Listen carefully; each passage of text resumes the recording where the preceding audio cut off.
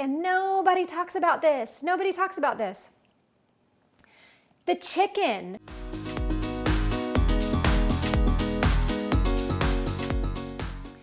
The chicken that you're using, whether you're using an organic chicken or a conventional chicken, I am working with the most difficult chicken breast to work with to guarantee you guys will have a juicy, tender chicken breast when you're done cooking it. I am using an organic, nothing added chicken breast.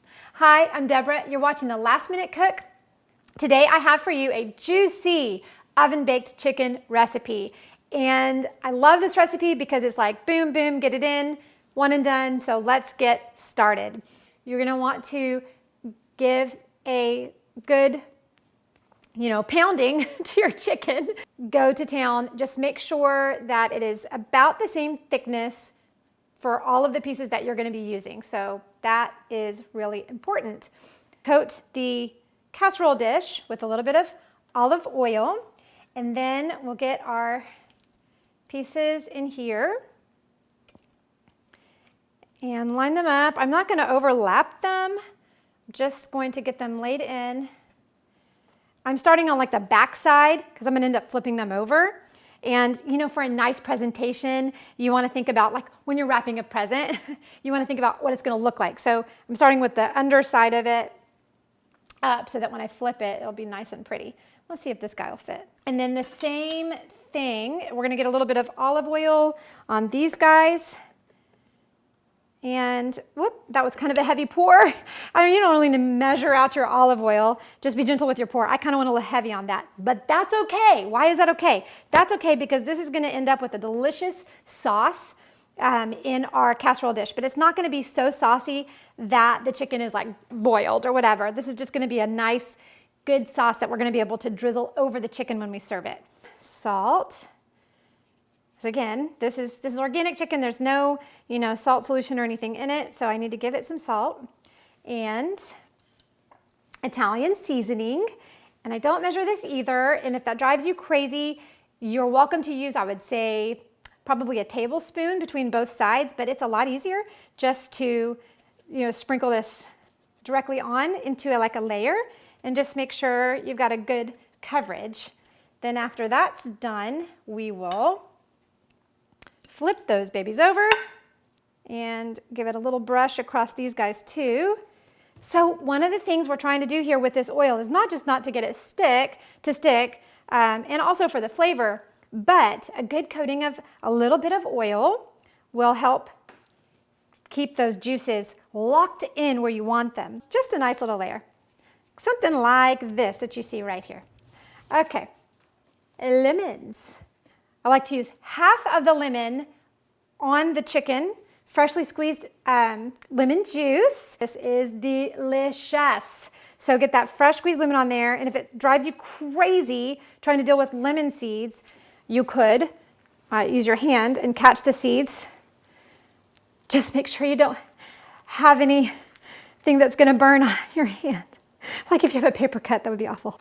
Put our other half of our lemon with the little slices because these just bake up beautifully. It's just such a pretty presentation. This one's a little thicker than I would normally do, but for the sake of time here, there's our little slices there. And then capers, guys. You don't need to do a whole bunch of capers. You can just do, a few per chicken breast there. I say a few. I like a lot of capers and just maybe just some on the side. That's so pretty. Look at that. Look at that. Okay, a little bit of pepper.